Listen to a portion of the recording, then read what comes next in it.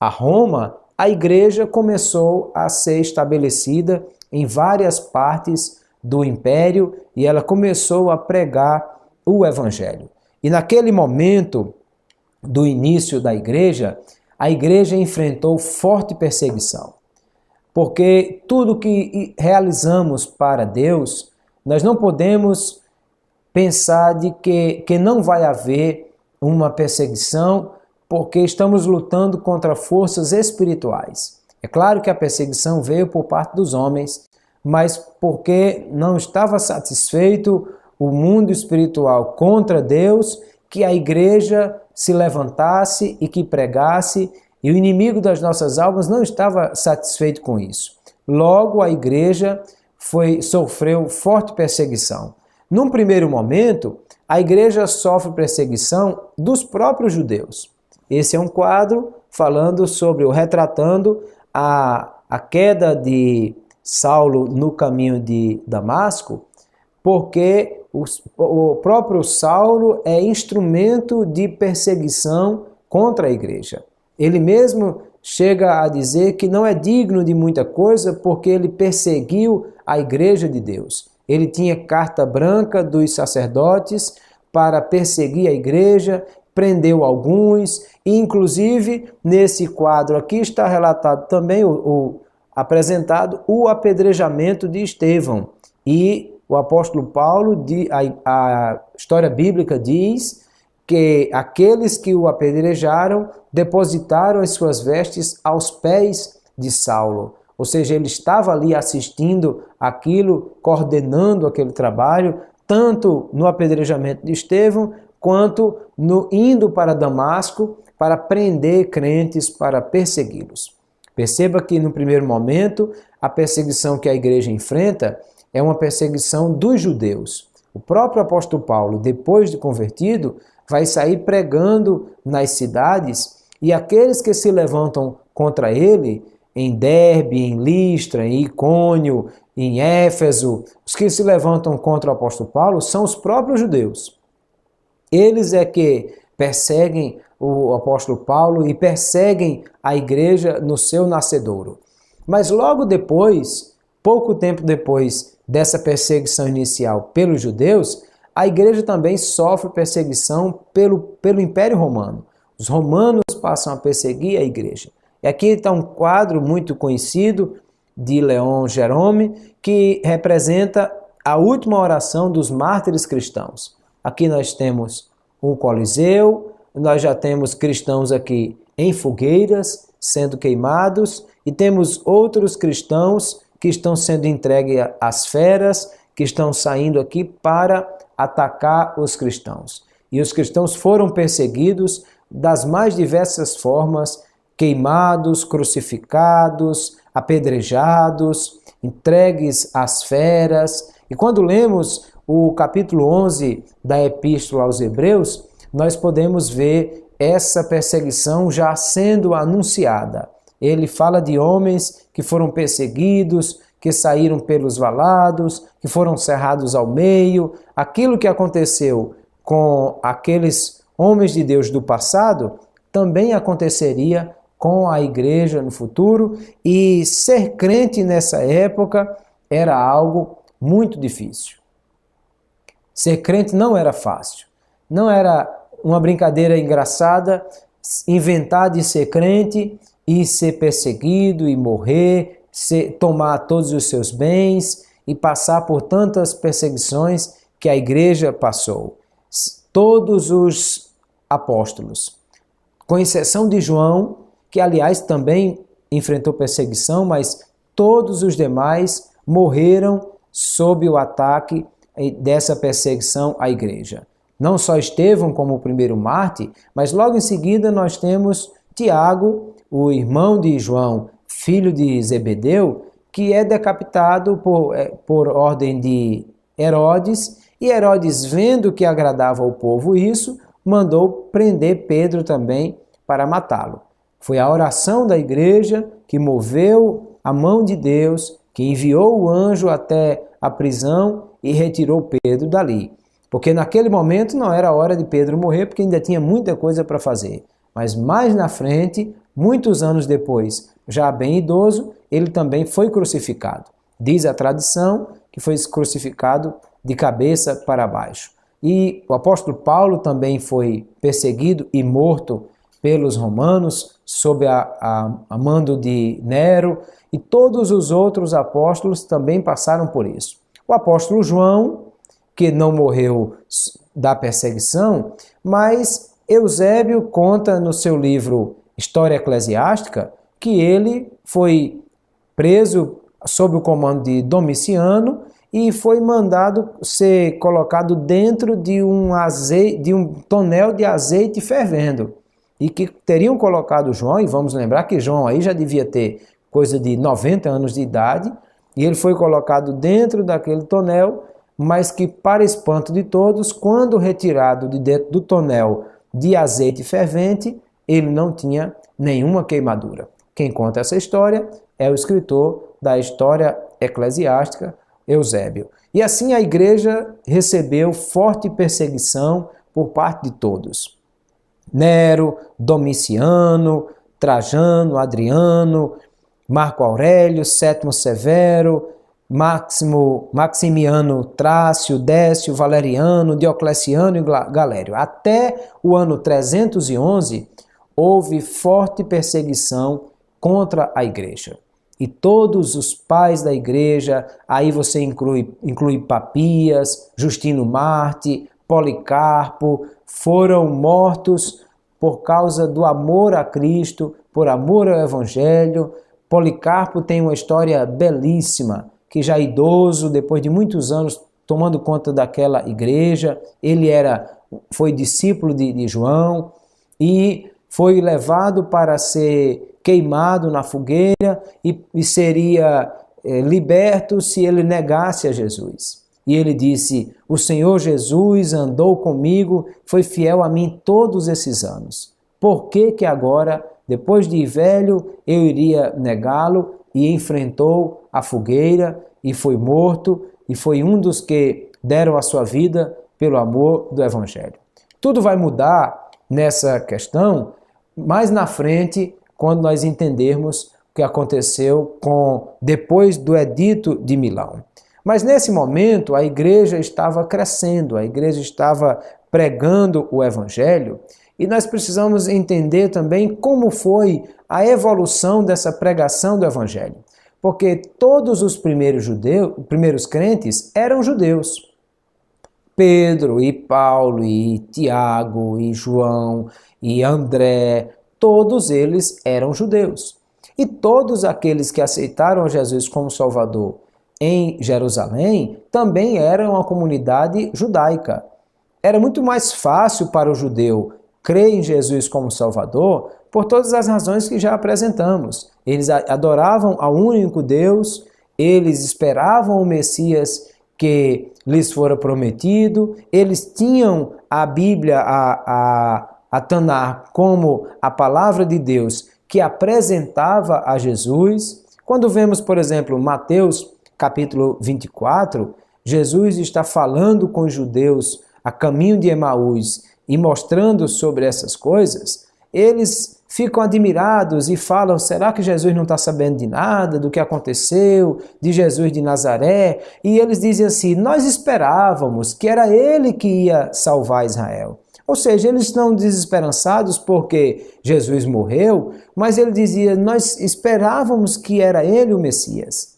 E o texto diz que Jesus disse: honestos, tardios de coração para entender, e diz que começando por Moisés e passando por todos os profetas, ensinou-lhes ou mostrou-lhes tudo o que a respeito dele estava nas Escrituras. Ou seja, é a fé judaica e o livro judaico que fortalece a esperança judaica do Messias. Então é muito mais fácil para um judeu receber a Jesus como Salvador. No segundo momento, quem foram os que confessaram a Jesus como Salvador? Os prosélitos. Prosélitos são pessoas não judaicas convertidos à fé judaica. E você lembra que eu já citei aqui na aula passada que Jesus disse que os fariseus, eles moviam céu e terra para converter um prosélito. Ou seja, havia judaização em ação no mundo naquele instante, levando o judaísmo para outros povos que não judeus. Ou seja, já haviam gentios sendo convertidos à fé judaica. Eles também se circuncidavam, eles também iam à reunião nas sinagogas, eles também iam a Jerusalém no templo e adoravam a Deus, eles guardavam o sábado, ou seja, a única coisa que eles não tinham era o sangue judeu correndo nas veias, mas toda a prática religiosa judaica eles faziam. E então foi muito mais fácil também alcançar esse grupo com a pregação do evangelho, porque quando os judeus aceitaram, logo os prosélitos também aceitaram. Vamos lembrar aí do caso do tesoureiro Mó, da rainha de Candace, rainha dos etíopes, que não sendo judeu, ia para Jerusalém a fim de adorar. Como foi apresentado a Jesus Cristo, logo creu e foi batizado. Mas em seguida, a igreja começou também a pregar para os gentios. Quando o apóstolo Paulo inicialmente chegava numa cidade, ele ia logo nas sinagogas, porque lá ele encontrava judeus e prosélitos. Mas em seguida, ele começou a pregar também aqueles que não eram da fé judaica. E o que aconteceu é que muitas comunidades começaram a surgir, que eram comunidades gentílicas, cristãs. Como Antioquia, por exemplo, é uma igreja que a maioria era de gentios. Igrejas como Corinto, Éfeso, Tessalônica, eram igrejas que tinham a maioria de gentios. Por isso que mais na frente vai haver a necessidade de resolver essa questão quanto a guardar ou não os preceitos da lei de Moisés, e o primeiro concílio da igreja é chamado para atuar, que é o concílio de Jerusalém, para resolver essa questão entre tudo isso. Então nós temos a pregação do evangelho que iniciou com os judeus, passou pelos prosélitos, mas aí logo nós tivemos o alcance dos gentios, igrejas gentílicas surgindo pelo mundo e abraçando a fé cristã e abraçando a fé em Cristo Jesus. E aí também é exatamente uma coisa que vai explicar a perseguição romana, porque os romanos queriam que todos os povos sob o seu domínio adorassem os seus deuses e adorassem também o imperador, que era tido como Deus. Era muito bom para Roma que as pessoas adorassem o seu Deus e principalmente o imperador, porque evitaria revoltas e tudo mais. Apenas os judeus de todos os povos sob o comando de Roma, apenas os judeus foram liberados para ter a sua própria fé. Os romanos sabiam que era muita confusão e foi a causa de todas as revoltas judaicas, foi a questão religiosa. Então os romanos perceberam que tentar forçar os judeus a largar a sua fé era briga, era confusão, era problema, e Roma não queria isso. Então permitiu que os judeus continuassem adorando ao único Deus em quem eles criam. Aí agora nós temos um problema, porque agora nós temos gentios adorando ao mesmo Deus que os judeus adoram. Mas os judeus tinham licença para isso. Os prosélitos, mais ou menos, porque de alguma forma estavam abraçando a fé judaica. Mas os cristãos, adorando esse novo Deus que apareceu agora, um tal de Jesus Cristo, então os romanos tiveram dificuldade de absorver isso, e esse também foi um dos motivos da perseguição que os judeus empreenderam, que os romanos empreenderam aos cristãos ao longo desses 3 séculos que a igreja se desenvolveu inicialmente. Como é que isso aconteceu? O que é que a igreja fazia nesse período? O que é que fortaleceu a igreja mesmo debaixo de perseguição constante? O que é que deu à igreja a condição de continuar? 2 coisas, pelo menos, estavam sendo focadas pela igreja nesse momento. Primeiro, a vida da igreja.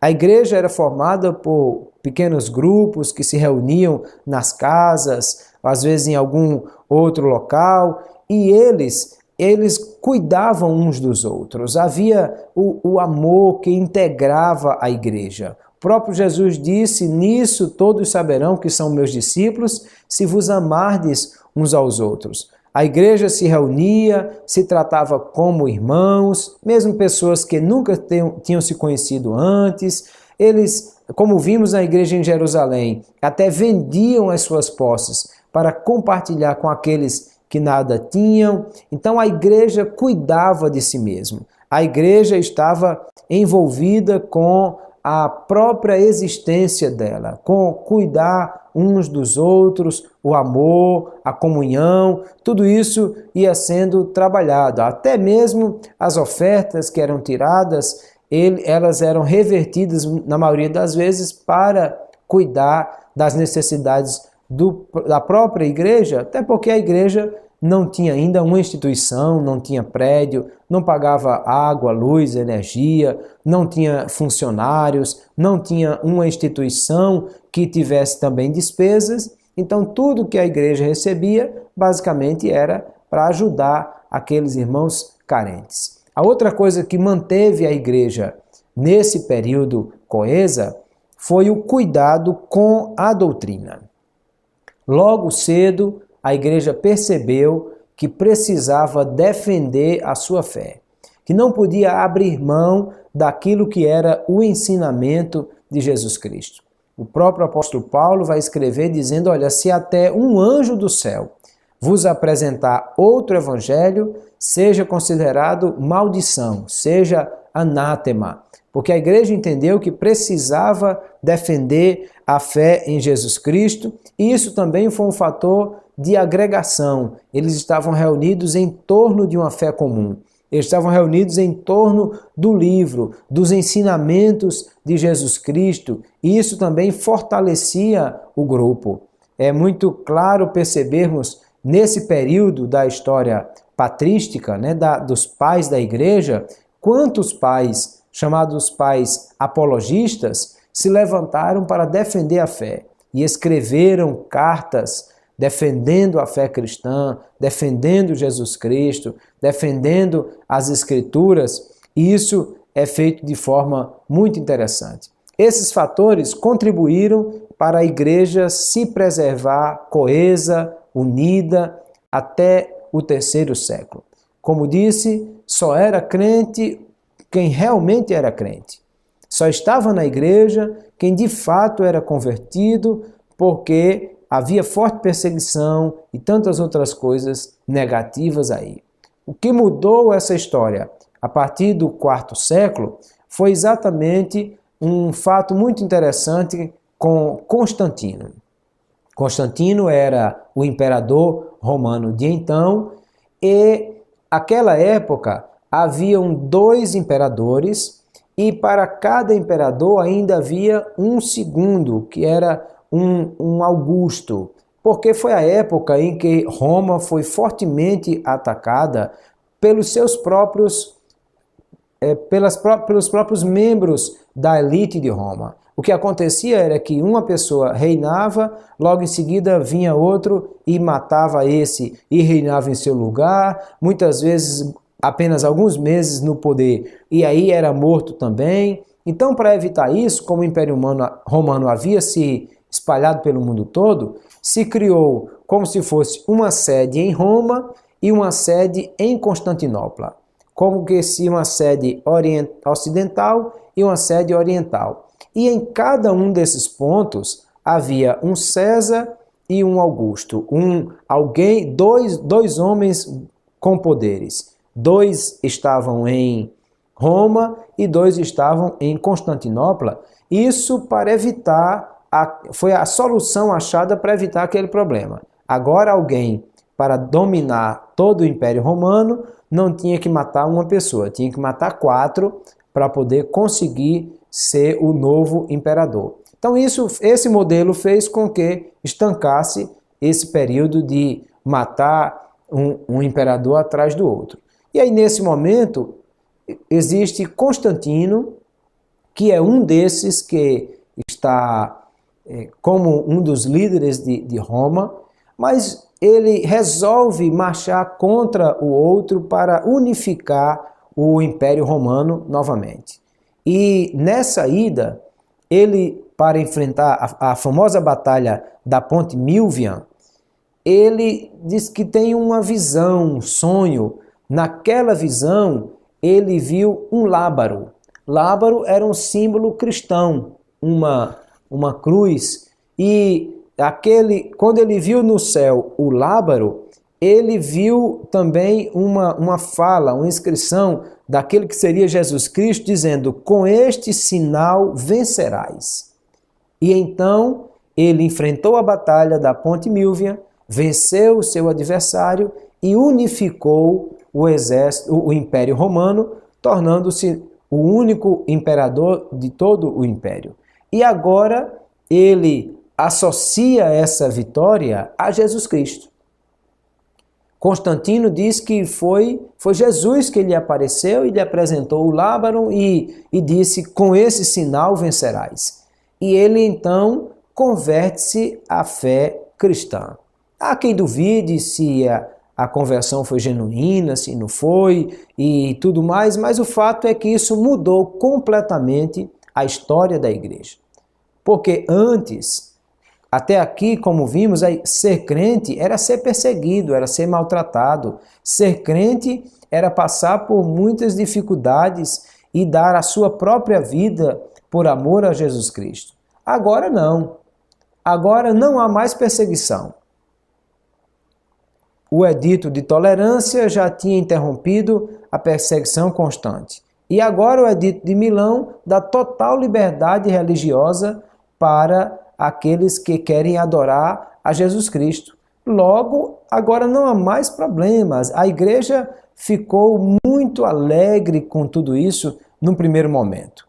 Só que o que aconteceu? No primeiro instante, Constantino não envolveu-se com a igreja, dando liberdade religiosa para que todos pudessem seguir ao Deus que quisessem. Só que naquela época, o paganismo era sustentado pelo Estado. Porque quem sustentava os templos pagãos dos deuses romanos, que adoravam também o imperador, era o imperador, que patrocinava essas coisas. Agora Constantino vai tirar o dinheiro que dava para os templos pagãos e vai incentivar a construção de templos cristãos. E vai surgir aí a igreja de Santa Sofia, a grande igreja em Constantinopla, que é o grande marco desse início, dessa nova etapa da igreja. E agora há uma outra questão complicada. É que agora ser cristão é ser do lado do imperador. Agora ser cristão é uma coisa muito boa, porque na verdade é gozar dos favores do imperador, inclusive receber verba estatal para a construção de templos, para sustento de ministros. Então, com isso tudo, começa a acontecer aí uma mistura da igreja com gente que não tinha nada a ver com a igreja. E a igreja começa a se fundir com o Estado, de maneira que lá na frente nós vamos ter, por exemplo, Constantino, ele declarando quem serão os bispos das cidades, ou escolhendo os bispos.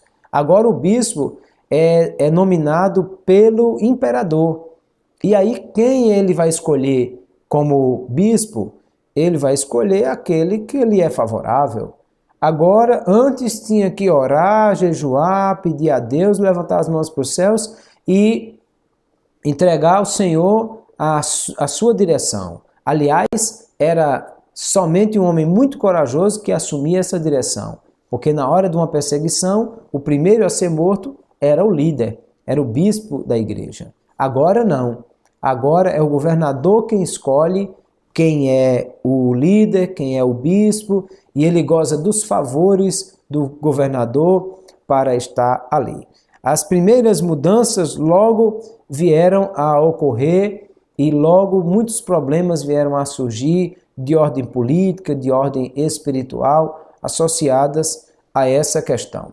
É exatamente sob o comando de Constantino e por causa dos primeiros problemas surgidos na igreja, que foi convocado o primeiro concílio, chamado Concílio de Nicéia, e nesse concílio nós vamos ter um destaque para dois grandes personagens. O primeiro é Eusébio e o segundo é Atanásio, porque agora o rei é quem preside o concílio, é quem decide o que vai fazer. Tudo começou porque Ário, um diácono da igreja, levantou-se contra Alexandre, que era bispo de Alexandria, e ele defendia uma fé muito complicada, que os pais da igreja já tinham atacado, dizendo que Jesus não era Deus, mas um ser divino.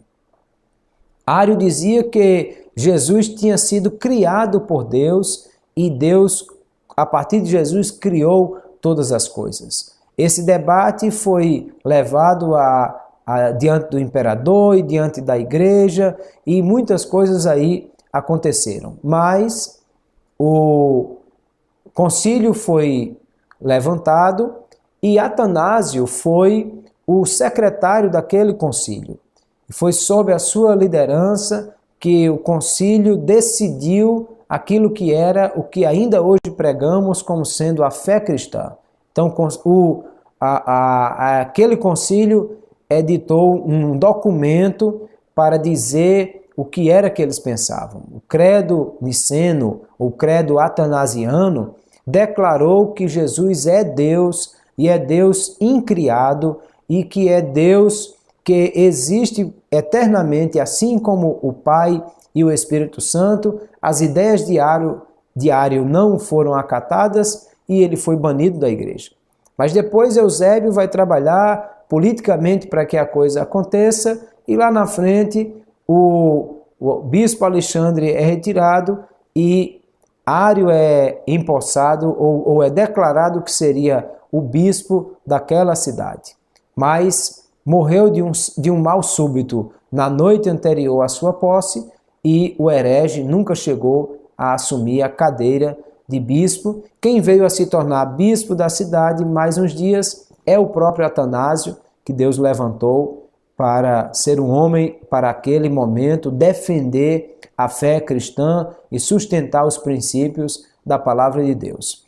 Dois outros homens vão ser levantados aí para contribuir com a expansão da igreja nesse período aí do quarto para o quinto século. O primeiro é Jerônimo. Jerônimo, ele nasceu em Viena e ele contribuiu muito para a história do cristianismo. Com cerca de 25 anos de idade, converteu-se ao cristianismo, estudou muito o hebraico e o grego, e ele é o que foi responsável por traduzir a primeira versão da Bíblia em um idioma ocidental. Jerônimo traduziu a Bíblia para o latim, que é chamada a Vulgata. Vulgata vem daquilo que é comum, ou seja, uma Bíblia traduzida para a linguagem do povo, para que o povo tivesse acesso às Escrituras. É tão forte a obra de Jerônimo nesse aspecto, que vão se passar 1000 anos até que outra versão em língua ocidental viesse a aparecer. E a igreja passou a adotar os ritos em latim por muitos anos. Até poucos anos atrás, a igreja católica ainda usava os ritos em latim. O outro que se vai destacar nesse período também é Agostinho. Agostinho de Hipona. Ele viveu na África, no norte da África, e ele também contribuiu muito para a fé cristã e para a defesa do Evangelho. Alguns até fazem distinção entre Agostinho jovem e Agostinho velho, dizendo que ele mudou de pensamento ao longo desses anos, mas muito contribuiu para a igreja e para a formação da igreja daquele momento. Veja, tudo isso, queridos, era a contribuição de homens levantados por Deus para que a igreja continuasse fazendo o seu trabalho. Mas a igreja veio se tornar aquilo que chamamos de igreja católica depois desse período aí, exatamente porque a palavra católica quer dizer universal.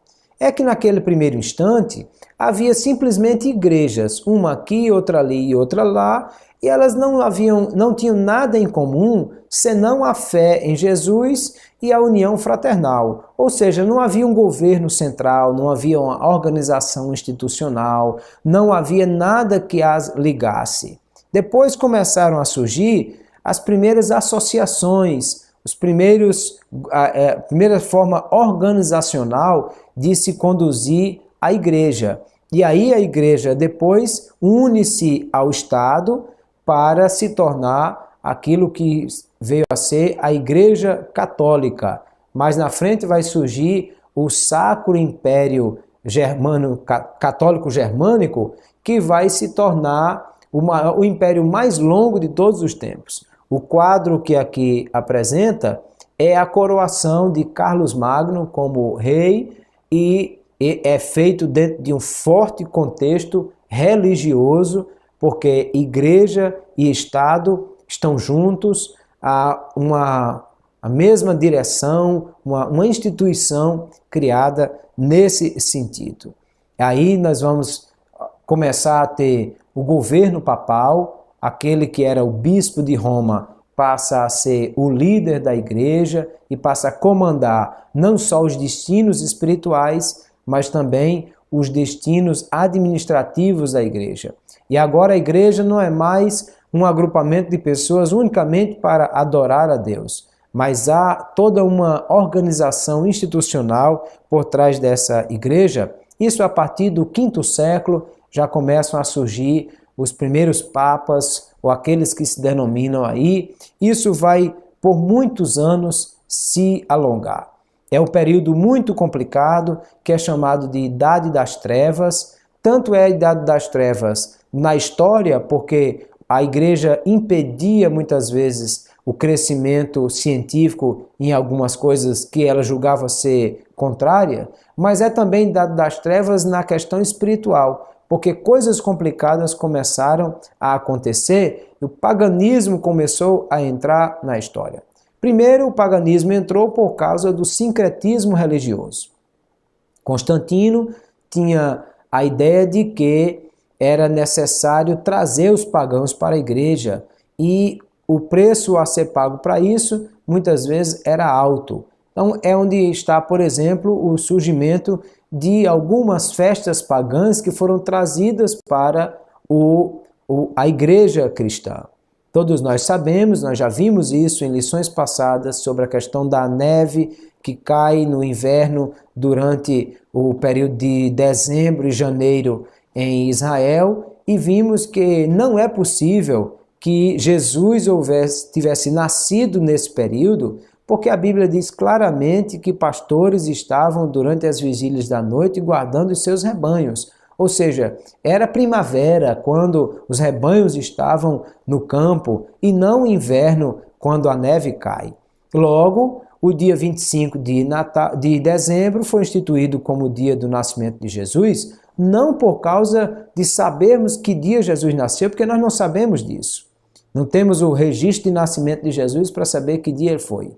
Mas o que havia era uma festa pagã que comemorava o nascimento do Deus Sol, dos Solos Invictus, e então essa festa foi trazida para a igreja, porque já que havia uma festa que todos comemoravam, então vamos trazer essa festa para cá e vamos comemorar como sendo o nascimento de Jesus. E assim iniciou-se então a celebração do Natal em 25 de dezembro.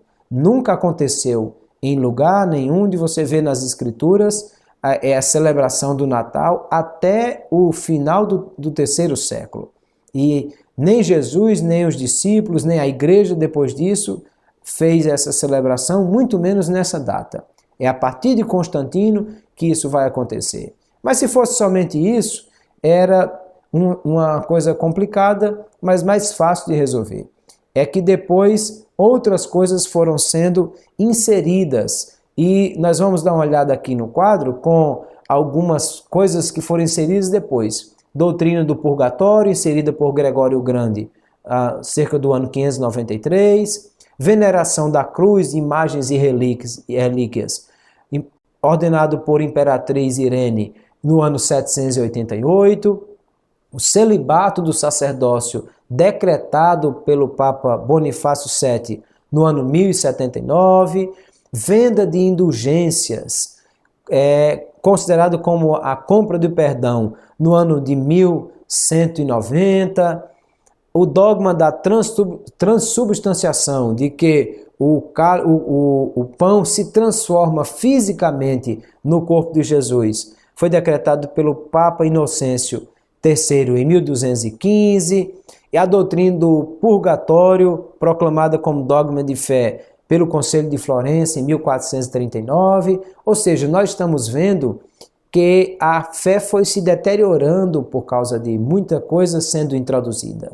Adoração de imagem, veneração de santos e tantas coisas aí foram sendo inseridas pela liderança da igreja, e a igreja foi perdendo aquilo que era a sua direção, que eram as Escrituras. Lembra que lá no primeiro momento, o que fortaleceu a igreja foi a defesa da fé, a pegada às Escrituras? Agora a igreja está começando a perder estas coisas, e então surge a necessidade de uma mudança quando a igreja chega na Idade Média.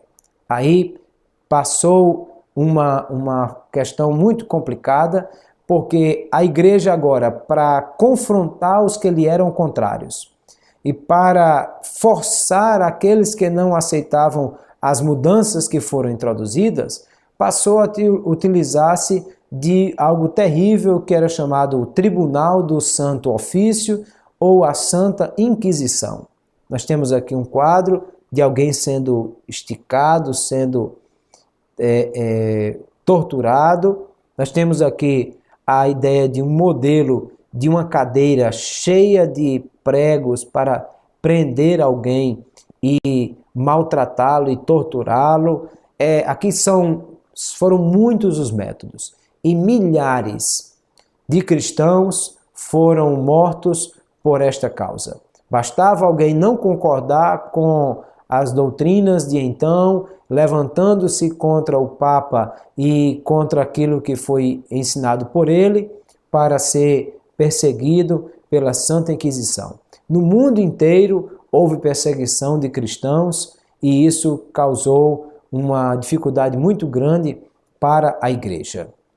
E aí, a solução para resolver isso era que precisava haver um choque, uma ruptura, algo precisava ser feito para que mudasse o quadro, e foi a Reforma Protestante. Antes de Lutero fazer aquilo que foi o ato inicial da Reforma, alguns precursores foram apresentados aí. Primeiro é Pedro Valdo, que comandou uma série de cristãos chamados valdenses, que era um povo muito dedicado à fé, que não tinha nenhuma pretensão política, mas que não aceitava a liderança do Papa. E se diz que o Papa mandou matar, e talvez cerca de 1 milhão de pessoas morreram no ataque aos valdenses, e foi uma das maiores brutalidades cometidas então. Nós temos também John Wycliffe. Wycliffe foi um dos grandes nomes levantados por Deus na Inglaterra. Inclusive ele traduziu a primeira Bíblia para o inglês, trazendo aí a primeira texto sagrado no idioma ocidental depois do latim, e ele sofreu muito na mão da perseguição papal e foi conduzido à morte por muitas razões, por ter denunciado tudo aquilo que estava acontecendo na igreja. Era um homem que tinha a fé cristã firme e que se levantou para denunciar todas essas questões cometidas pelo papado, e acabou sendo um dos primeiros mártires desse período na Inglaterra por causa daquilo que fez. Em seguida nós temos João Hus. João Hus foi um homem de Deus também que levantou-se contra o Papa para pregar o evangelho e foi grande ensinador do evangelho e levantou-se contra os desmandos do Papa, vindo também a ser morto e foi excomungado em 1412 e depois lhe foi oferecido um salvaguarda do Papa para que ele pudesse ir até o Papa e conversar com ele. E ele foi enganado por essa situação e recebeu e foi até lá, mas quando chegou lá não era para conversar, era para morrer mesmo, porque disseram não se pode ter respeito com herege e mataram João Hus. E há uma ideia de alguns historiadores de que João Hus haveria dito uma profecia, dizendo que vocês vão matar o pato, que Hus em holandês é pato, mas que em 100 anos, ou menos de 100, antes de 100 anos, Deus vai levantar um ganso que vocês não vão conseguir matar. Teria sido essa uma declaração de João Hus. E depois surgiu também na Espanha Jerônimo Savonarola, que também foi um dos precursores da Reforma, que também lutou contra o papado e tudo aquilo que estava acontecendo. O que nós podemos observar, queridos, esses homens aí não eram homens políticos, eles não eram homens que queriam o poder, eles eram homens de Deus que prestaram grande serviço à igreja, mas eram homens que não estavam conformados com os destinos espirituais que a igreja estava seguindo. Não estavam conformados com aquilo que estava acontecendo com a igreja. Logo, eles se levantaram não para confrontar a autoridade papal, mas para mostrar que estava errado, de acordo com as Escrituras, aquilo que estava sendo apresentado. Eu penso que se o Papa e os homens que estavam com ele fossem homens de Deus, que tivessem o bom senso e a humildade de reconhecer os seus erros e perceber que o que estavam ensinando estava se afastando das Escrituras, tudo isso poderia ter sido evitado. Mas é claro que não era possível, porque não tínhamos mais homens de Deus à frente da igreja, mas sim homens de negócio, comandando um rico império que queriam, na verdade, eliminar todo e qualquer que se levantasse contra eles. Até que surge, então, aquele que vai trazer o grande ato que deflagrou a chamada Reforma Protestante. Tudo, na verdade, começou por causa das vendas de indulgências. Veja, na fé católica, a indulgência seria alguma coisa complementar ou uma ação complementar ao que é o perdão, para que pudesse dar ao que pede perdão uma oportunidade de penitência. Ou seja, no início, a indulgência era, na verdade, uma coisa mais simples. Ou seja, a pessoa ia até o Papa ou até o padre, confessava os seus pecados, fazia a confissão auricular, e então o padre dizia que ele estava perdoado os pecados e dava uma indulgência. Reze 30 Ave Maria, tantos Pai Nosso, faça isso ou aquilo. E essa indulgência seria uma forma de complementar a ação do perdão através de uma ação de piedade daquele que estava pedindo perdão.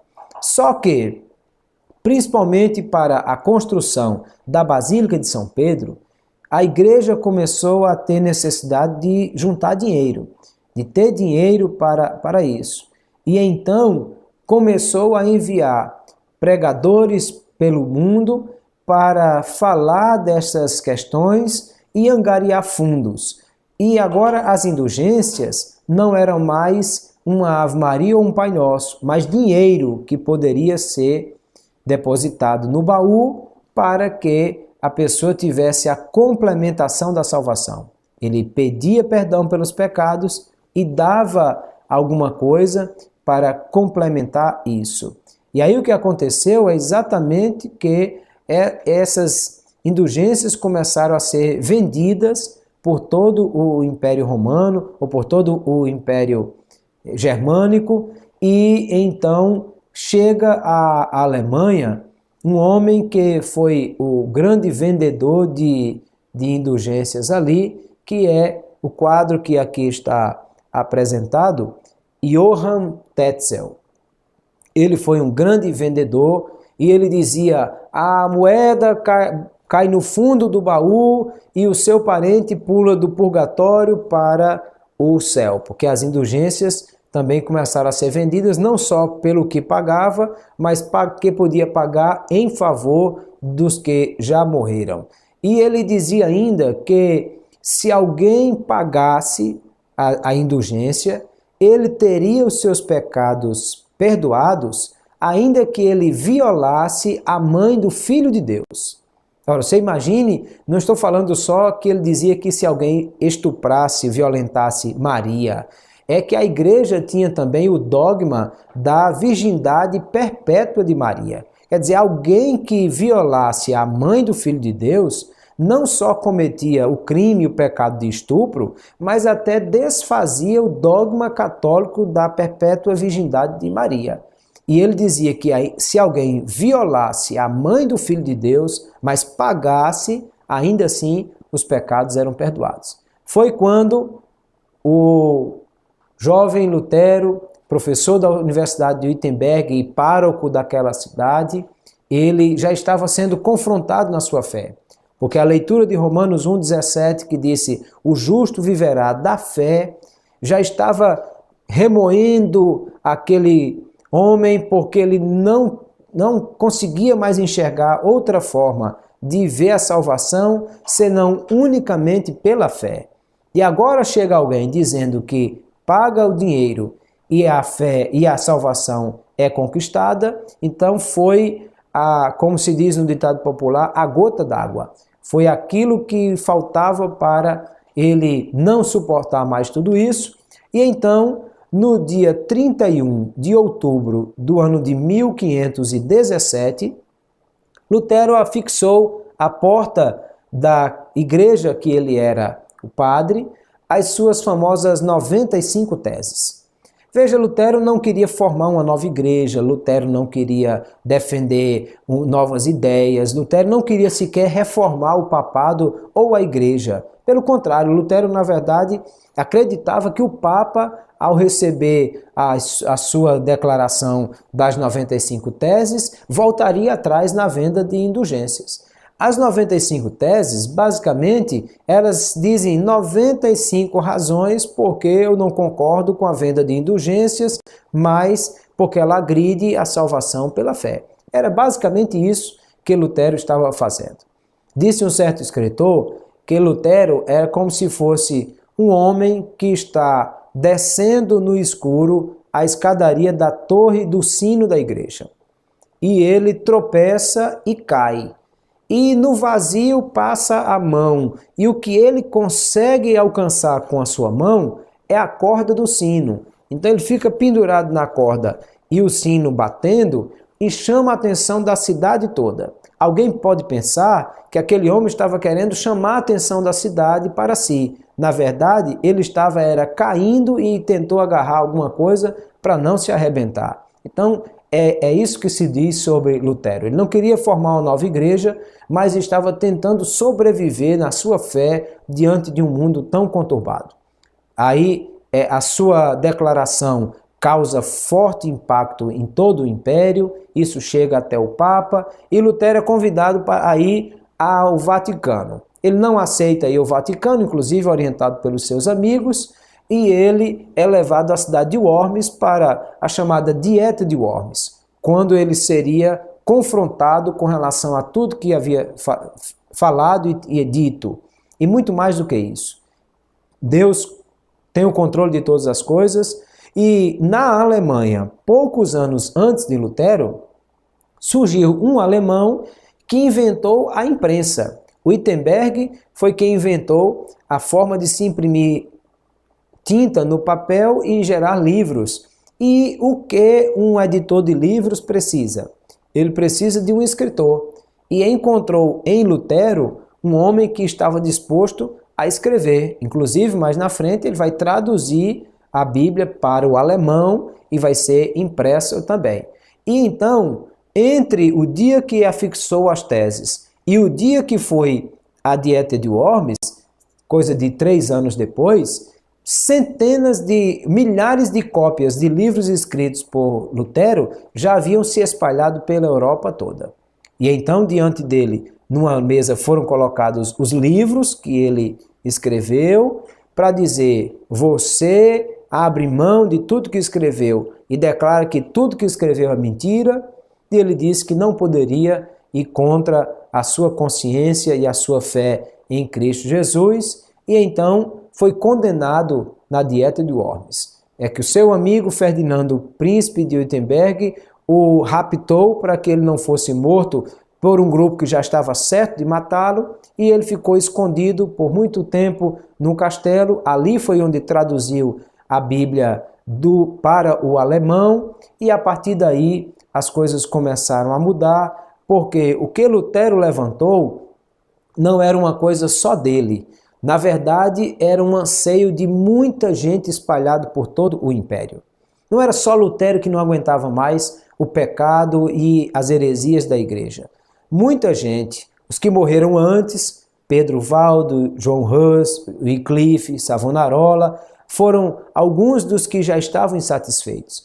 Mas Lutero apenas balançou a corda do sino, e então na Europa inteira, todos os que não concordavam com as heresias papais começaram a se manifestar. Então nós vamos ter também Ulrich Zwinglio, João Calvino, Zwinglio na Suíça, João Calvino também em Genebra, na Suíça.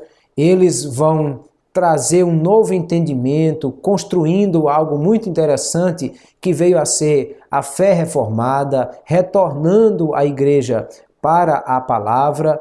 Inclusive, é de obra de Zwinglio que nós seguimos, por exemplo, o que é o pensamento da Santa Ceia, porque a igreja pregava a transubstanciação, Lutero pregou a consubstanciação, Calvino pregou a graça inerente, e é de Zwinglio a ideia do memorial que hoje a Igreja Assembleia de Deus, por exemplo, segue. Esses homens escreveram muitas coisas e contribuíram para que em vários locais a igreja se libertasse do poder papal.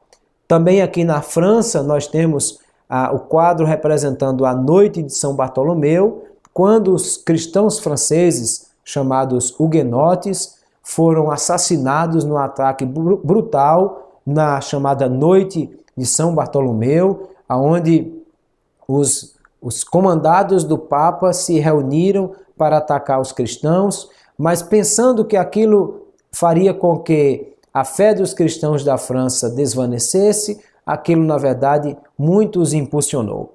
E aqui nós temos também Henrique VIII, que era o príncipe regente, era o rei da Inglaterra, e também levantou-se contra o Papa.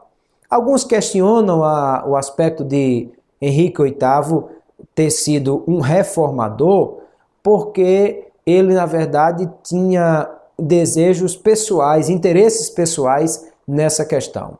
Porque casou-se com uma mulher e queria separar-se, e separou-se para casar com outra. Como o Papa jamais daria a bênção sobre um divórcio, então Henrique VIII queria se livrar dessa questão. É bem verdade que para ele a coisa foi motivada por interesses pessoais, mas foi a iniciativa de Henrique VIII que tirou a Inglaterra da mão do Papa, vendo a formar depois uma forte igreja, a igreja anglicana na Inglaterra, e depois nós vamos ter John Wesley, outros grandes nomes da igreja anglicana que contribuíram para a fé em Cristo. O que é que nós aprendemos com todas essas coisas, queridos? É que a igreja é de Jesus Cristo. É o Senhor que é o dono da igreja. E ele nunca perdeu o controle sobre todas as coisas. O Senhor continua sendo aquele que mantém a sua igreja e que a sustenta. e que embora o mundo queira lutar contra a igreja, e embora os sistemas mundanos sejam contrários à igreja, sejam judeus, romanos ou papas, quem se levantar contra a igreja não será vencedor, porque foi o Senhor Jesus quem disse: eu edificarei a minha igreja e as portas do inferno não prevalecerão contra ela. Continuemos seguindo a Jesus com alegria. A igreja não pode se afastar de Jesus e da palavra de Deus, porque fazendo assim nós continuaremos firmes nessa jornada que o Senhor tem nos levantado para continuar pregando o Evangelho e fazendo aquilo que foi dado à igreja primitiva para fazer. Que Deus abençoe a cada um dos alunos, que Deus lhes dê fortaleza para continuar sendo firmes na doutrina cristã e seguindo a Cristo acima de tudo e sabendo que qualquer que seja a perseguição que se levante, qualquer que seja a dificuldade que a igreja venha enfrentar, ela sairá vitoriosa, porque maior é o que está em nós do que o que está no mundo. Que Deus abençoe a todos. Muito obrigado e a paz do Senhor.